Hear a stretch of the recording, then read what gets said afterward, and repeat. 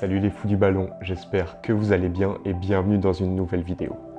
On sort de 2 vidéos placées sous le thème helvétique et aujourd'hui on ressort un petit peu de notre belle Suisse pour aller au niveau du football européen car c'est en Ligue des Champions que je vous amène pour vous parler d'un des matchs qui m'a marqué. C'est parti.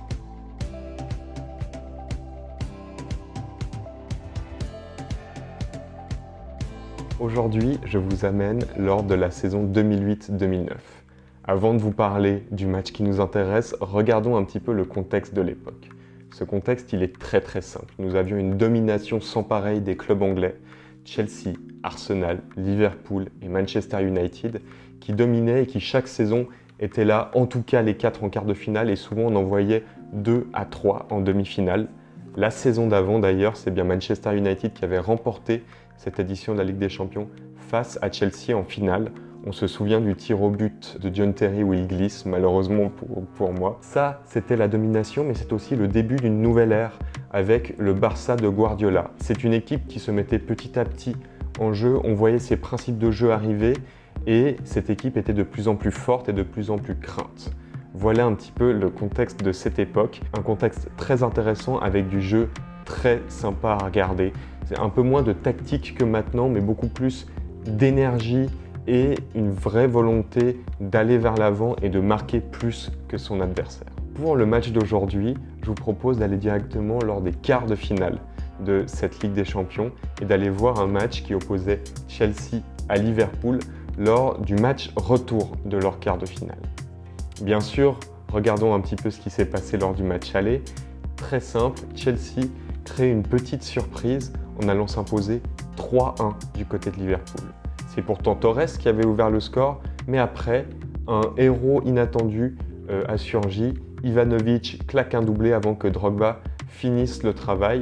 Chelsea rentrait donc à la maison avec le sentiment du devoir accompli et pouvait donc attendre le match retour plutôt sereinement parce que ça restait quand même un très bel avantage, cette victoire 3-1 du côté d'Anfield. Mais voilà, place au match qui nous intéresse aujourd'hui. Nous sommes le 14 avril 2009 à Stamford Bridge. Le stade est évidemment plein et chaud bouillant pour assister à cette rencontre. Chelsea est un des favoris pour remporter la Ligue des Champions. On le sait, ils étaient finalistes malheureux l'an passé. C'est une équipe qui évolue et qui semble être arrivée à maturité. En face, on a une équipe de Liverpool qui est aussi le grand Liverpool qui a remporté des Ligues des Champions. Malheureusement, une grande absence du côté de Liverpool, c'est bien sûr celle de Steven Gerrard.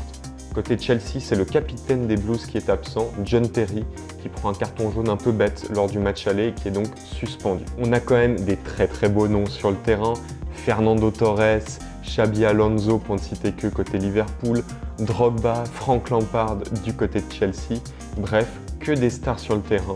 Et on ne s'imaginait peut-être pas ce scénario au début, mais Liverpool commence pied au plancher cette rencontre et déstabilise fortement cette équipe de Chelsea. Première occasion, c'est Torres qui enroule sa frappe et qui passe quelques millimètres au-dessus de la barre. Mais ce n'était que partie remise car à la 19e minute, sur un coup franc, Aurelio trompe tout le monde et joue très bien son coup pour ouvrir le score de ce coup franc lointain. Un but peut-être un peu gag, mais toujours compliqué à arrêter pour un gardien, à gérer, et elle est diablement bien placée cette frappe. On sentait un Chelsea très faillible, très emprunté par la tactique utilisée par son adversaire du jour, et ça se ressentait car Chelsea n'arrivait pas réellement à sortir la balle. Chelsea continuait à subir les assauts des Reds, et c'est tout naturellement que le deuxième but de Liverpool arrive. Sur un coup franc du même Aurelio, le héros du match précédent, Ivanovic, provoque une faute, penalty, et Xabi Alonso transforme évidemment ce penalty. 2-0 pour les Reds, on jouait là la 28e minute de jeu. À ce moment-là, évidemment, Chelsea est toujours qualifié grâce à la règle des buts à l'extérieur, mais on sentait que ça pouvait tourner très vite car Liverpool avait le momentum et Chelsea n'arrivait pas à se relancer dans ce match. Mais les Blues arrivent tout de même à garder ce score jusqu'à la mi-temps et à 45 minutes de la fin de cette double confrontation, les Blues sont toujours qualifiés. On se disait tout de même que Liverpool avait de grandes chances de réussir ce petit exploit car clairement ils étaient au-dessus de leur adversaire du jour et on voyait mal comment les Blues allaient réussir à renverser cette vapeur. Il fallait peut-être un petit coup de pouce du destin. Et c'est ce qui arrive juste après la mi-temps. Nous jouons la 51e minute et Reina, d'une faute de main hallucinante pour un gardien de son envergure, permet aux Blues de revenir dans ce match 2-1 et ce but gag relance complètement les Blues et au contraire déstabilise les joueurs de Liverpool. On sentait une équipe de Chelsea qui pouvait un petit peu plus pousser et sur un coup franc à la 57e minute, cette magie arrive. It's Alex! Oh, that's in! That's in! Unstoppable!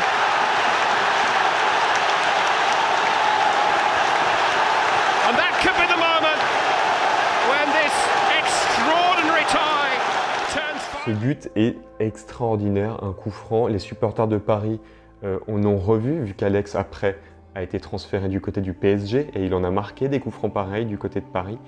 Mais ce coup franc est juste extraordinaire. Imaginez-vous, à l'époque, j'avais 14 ans, j'étais assis sur mon canapé et ce but, j'avais des étoiles dans les yeux. Évidemment, quel but extraordinaire, quelle remontée de Chelsea. Et là, évidemment, personne ne voyait Chelsea lâcher son os. Chelsea était revenu dans ce match et la voie vers la demi-finale semblait être toute tracée. Et ce match a commencé à se débrider petit à petit. Liverpool sentait qu'il y avait peut-être de l'espace pour créer l'exploit. Chelsea, lui, voulait enfoncer le clou.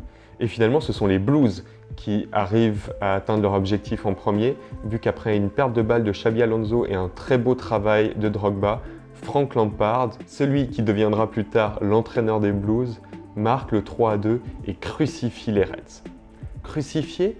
Eh bien, pas tant que ça, parce que Liverpool continue à y croire. Et oui, parce qu'à la 81e minute, Lucas, d'une frappe déviée, inscrit le 3-3. Liverpool veut croire à un miracle. Après, il faudra tout de même en mettre 3 autres et il ne reste que 10 minutes de jeu. Mais bon, 10 minutes, ça peut suffire, surtout qu'à la 83e minute, Cruyff inscrit le 4-3 pour Liverpool. Il s'impose dans les airs. Et là, bien, moi, à 14 ans, je commençais à avoir peur, évidemment, car les joueurs de Liverpool se réveillaient. L'ambiance était folle dans ce stade de Stamford Bridge et tout pouvait encore se passer. Il y avait déjà 4-3. Pourquoi ne pas avoir encore 2 buts durant ce match? Heureusement pour moi et pour mes Blues, Chelsea tuera dans l'œuf les espoirs des Reds et à la 89e minute, Frank Lampard, encore lui, capitaine d'un soir, inscrit le 4-4.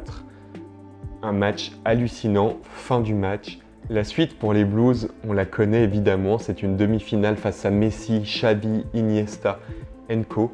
Une demi-finale où, surtout au match retour, l'arbitrage a été plus que débattable, mais au final, les Blues se font éliminer par le Barça qui sera le futur champion, le futur vainqueur de la finale face à Manchester United 2-0 lors de cette finale à Rome. Voilà, c'est tout pour ce match qui m'a marqué. J'espère que cette vidéo vous aura plu. J'espère que ce genre de petit format un petit peu plus posé vous plaît aussi. En tout cas, dites-moi dans les commentaires ce que vous en avez pensé. Si vous avez vécu ce match et ce que vous en avez pensé. Et aussi des idées d'autres matchs qu'on pourrait aborder de la sorte. En tout cas, je vous dis à tout bientôt pour une prochaine vidéo. Ciao!